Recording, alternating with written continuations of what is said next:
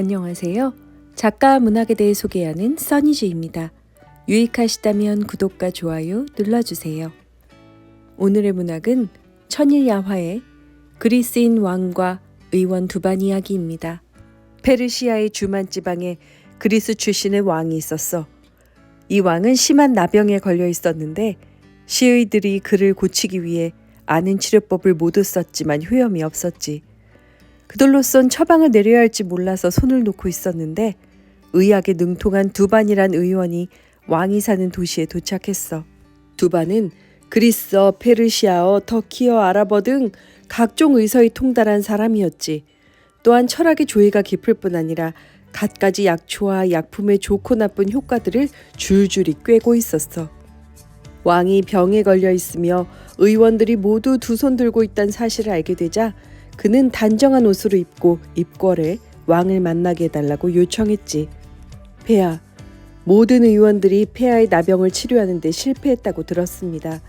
하지만 만일 폐하께 봉사하는 영광을 제게 허락해 주신다면 약속드리건대 탕약이나 외용약을 사용하지 않고도 폐하를 치료해 드릴 수가 있습니다. 그대가 과연 의학에 능통해서 그 말대로 할 수만 있다면 내 약속하건대 그대와 자손들을 부자로 만들어주겠다. 그대에게 갖가지 선물은 물론이고 가장 아끼는 총신으로 삼겠다. 어전에서 물러나 거처에 돌아온 두반은 폴로 경기를 할 때 쓰는 긴 클럽 하나를 만들고 자루 부분에 구멍을 파서 그 속에 어떤 약품을 집어넣었어. 그런 후에 나름대로 공도 하나 만들었지. 다음 날 다시 입궐한 그는 왕의 발밑에 무릎을 꿇고 바닥에 입을 맞추면서 이때 또 날이 밝았습니다. 두반의 이야기가 계속 듣고 싶은 마음이 굴뚝 같은 샤리아는 그날도 왕비를 죽일 생각은 추호도 없었습니다. 12번째 밤, 의원 두반은 몸을 일으키고 깊이 몸을 숙여 예를 표한 후 왕에게 말이 올라 폴로 경기하는 곳으로 가실 것을 부탁했어. 왕은 그의 말대로 했지. 그들이 폴로 경기하는 장소에 이르자 의원은 준비해 놓은 나무 클럽을 왕에게 주며 말했어. 폐하, 이 클럽을 잡으십시오. 그리고 공을 땅에다 놓고 이렇게 치면서 운동을 하십시오. 폐하의 손과 온몸이 땀으로 흠뻑 젖을 때까지 계속하십시오. 제가 클럽 자루 속에다 넣어둔 약이 손의 열기로 데워져 폐하의 온몸에 스며들 것입니다. 땀이 나면 운동을 중단하십시오. 땀이 났다는 것은 약이 효력을 발휘했다는 뜻이니까요. 그리고 궁에 들어가시면 즉시 목욕을 하세요. 내일 아침 일어나실 때는 병이 아마 깨끗이 나아 있을 것입니다. 왕은 두반이 시키는 대로 했고 몸이 한결 개운해지는 것을 느꼈지. 다음 날 아침 왕은 자리에서 일어나며 놀라움과 기쁨을 동시에 맛보았어. 병이 깨끗이 나아 있었던 거야. 왕은 옷을 입고 어전에 들어 옥자에 앉았어. 그리고 신하들에게 자신의 깨끗해진 몸을 보여주었지. 신하들은 새 치료법이 성공했다는 소식을 듣고 아침부터 거기에 몰려들었거든. 왕께서 완전히 치료된 것을 본 신하들은 모두들 크게 기뻐했어. 13번째 밤, 그리스인 왕은 의원 두반을 자기 옆에 앉히고 함께 식사하는 것으로 끝내지 않았어. 날이 저물어 신하들이 물러갈 때가 되자 그는 두반에게 중신들이 왕을 아련할 때 입는 것 같은 호사스러운 장포를 입혔을 뿐 아니라 2000세킹을 하사했지. 왕은 매일같이 새로운 선물과 혜택들을 듬뿍 안겨주었어. 그런데 이 왕에게는 대제상이 하나 있었지. 그는 욕심과 시기로 가득했을 뿐 아니라 온갖 종류의 죄악을 범할 수 있는 상정을 지닌 자였어. 그는 의원이 그 많은 선물과 혜택 속에 파묻히는 걸 보고 배가 아파 견딜 수가 없었지. 게다가 의원의 빛에 가려 자신의 존재가 묻히게 되자 원통함은 이루 말할 수가 없었던 거야. 결국 의원을 파멸시키기로 마음먹은 그는 왕을 찾아가 지극히 중대한 간언을 올리기 위해 왔노라고 했어. 폐하, 일국의 군주께서 아직 그 충성심이 전혀 검증되지 않은 자를 그토록 신임하는 것은 지극히 위험한 일입니다. 지금 폐하께선 의원 두반에게 온갖 선물과 혜택을 내주시고 날마다 극진히 대접하고 계십니다. 하지만 폐하께선 이자가 폐하를 암살하려는 목적으로 궁에 잠입한 배신자라는 사실을 까맣게 모르고 계십니다. 어허, 감히 그따위 말을 하다니. 저는 제가 들은 충분한 정보에 근거해서 이 사실을 알려드리고 있습니다. 그러니 더 이상 그를 신임하지 마십시오. 그건 더없이 위험한 일입니다. 폐하, 잠에서 깨어나십시오. 다시 한번 반복하건대 의원 두반이 그의 고국 그리스 구석을 떠나 폐하의 궁정에 들어온 목적은 오직 하나, 제가 말한 그 끔찍한 음모를 실행하기 위함입니다. 아니요, 아닐 거요. 지금 경이 배신자 역적으로 취급하고 있는 이 사람은 지극히 어질고도 뛰어난 인물이요. 그가 내 목숨을 노렸다면 왜 나를 구했겠소? 병에 걸린 채로 그냥 두었다면 난 저절로 죽었을 거다니요. 그의 미덕이 당신의 질투심을 자극하는 것이요. 하지만 재상은 그리스인 왕에게 계속 말했습니다. 다시금 의원 두반에 대해 얘기 드립니다. 폐하께서는 반드시 그 사람을 조심하셔야 된다니까요. 그의 치료는 겉보기에 불과할 뿐 근본적인 건 아닐 겁니다. 시간이 흘러감에 따라 이 치료가 오히려 더 나쁜 결과를 가져올지 누가 압니까? 좀 모자란 사람이었던 그리스인 왕은 재상의 고약한 의도를 간파해낼 만한 통찰력이 없었고 자기가 처음 가졌던 생각을 고수할 만한 단호함도 없었어. 재상의 교묘한 말은 그의 마음을 흔들어 놓았지. 경, 그대의 말이 옳소. 과연 그는 내 목숨을 빼앗으러 왔을 수 있어. 그가 지닌 약품의 냄새만으로도 능히 나를 죽일 수 있을 것이요. 어떻게 하는 게 좋지? 폐하, 의원 두반을 부른 후 목을 잘라버리는 것이 좋겠습니다. 그래, 그 방법이 좋겠군. 그대를 왜 불렀는지 아나? 모르옵니다. 폐하께서 천천히 알려주십시오. 내가 그대를 오게 한 것은 내 그대로부터 벗어나기 위해 그대의 목숨을 빼앗으려 함이야. 졸지의 사망 선고를 듣게 된 의원이 얼마나 놀랬겠어.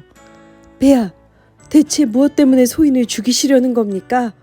제가 무슨 죄를 지었습니까? 내 믿을 만한 사람을 통해 알게 된 사실에 의하면 그댄 내 목숨을 노리고 온 접자가 아닌가. 여봐라! 당장 목을 베어라! 이 잔혹한 명령을 들은 의원은 정황을 짐작할 수가 있었지. 제가 폐하께 드린 은혜를 어찌 이런 식으로 보답하십니까? 폐하께서 제 생명을 연장해 주십시오. 그럼 하느님도 폐하의 수명을 연장해 주실 것입니다. 이때 거기 있던 신하들은 동정심에 사로잡혀 의원은 죄가 없으며 그의 결백을 보장하겠다고 말하면서 그를 사면해달라고 간청했어. 하지만 왕은 꿈쩍도 하지 않았지. 오히려 그들에게 호통을 쳐대며 더 이상 입을 열지 못하게 만들었어. 폐하, 제발 부탁이니 한 가지 소원이 있습니다.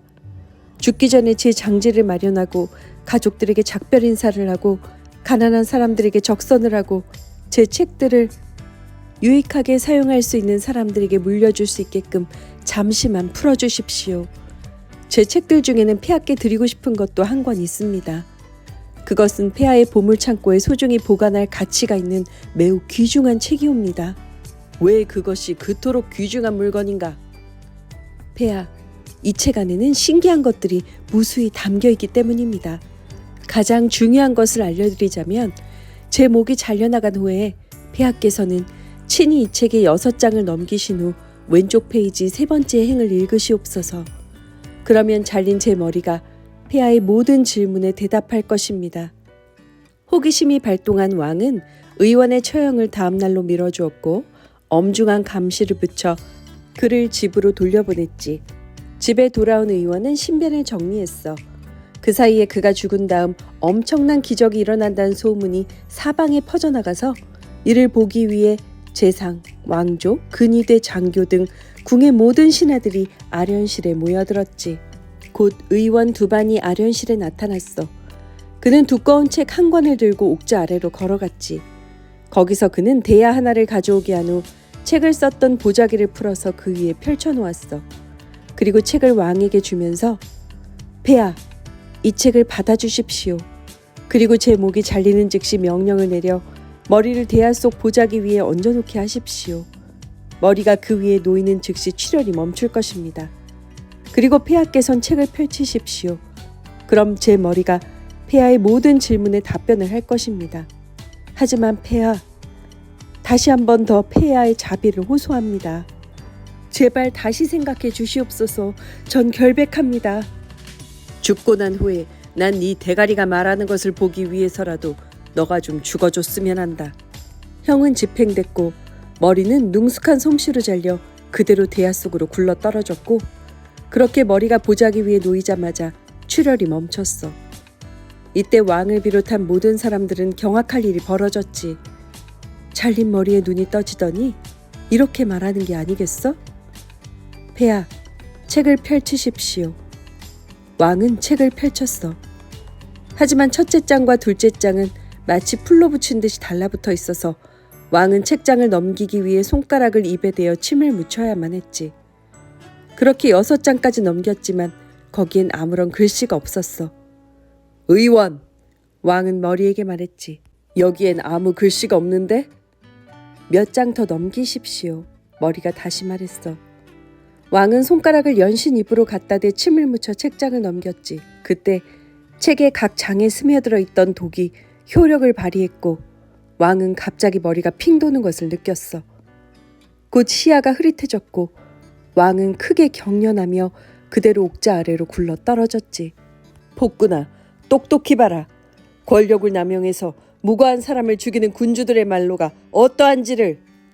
그리고 두반의 머리 역시 얼마 남지 않은 몇 방울의 생명이 모두 소진되었지. 이야기를 끝낸 어부는 항아리 속에 갇혀있는 정령에게 말했지.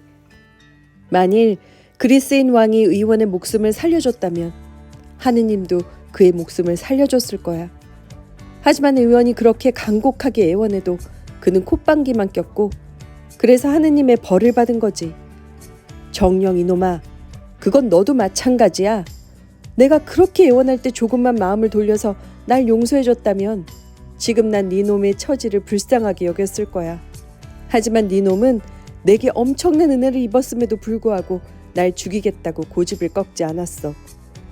난 널 항아리 속에 가둔 채 바다에다 던지고 세상이 끝날 때까지 네 생명을 쓸모없는 것으로 만들어버릴 거야. 다시 한번 부탁하네. 제발 그런 잔인한 짓을랑은 하지 말아주게. 복수를 하는 것은 그다지 옳은 행동이 못 되네. 반대로 악을 선으로 갚는 것처럼 가상한 일은 없지. 자네를 절대 해치지 않겠다고 약속할게. 오히려 자네에게 큰 부자가 될 수 있는 방법을 가르쳐주겠다고. 그렇다면 하느님의 위대한 이름으로 네가 말한 것을 반드시 지키겠다고 맹세해. 설마 하나님의 맹세를 어기진 않겠지? 어부는 항아리 뚜껑을 열어주었습니다. 그 즉시 항아리에서 연기가 솟구쳤고 정령은 아까와 같은 방식으로 자신의 모습을 되찾았습니다. 그런데 정령은 항아리에서 빠져나오자마자 대뜸 항아리를 발로 차서 바닷속으로 날려버리는 것이었습니다. 이 행동은 어부를 몹시 겁나게 했습니다. 어부, 안심하게. 내가 항아리를 바다에 날려버린 것은 자네가 놀라는 모습 좀 보려고 장난친 거네. 자, 그물을 집어들고 날 따라오게. 연못가에 이르자 정령은 어부에게 말했습니다. 자, 그물을 던져 고기를 잡게. 이번에야말로 물고기를 잡게 되리란 사실엔 의심의 여지가 없었습니다. 연못 속에는 엄청난 수의 물고기들이 있었으니까요.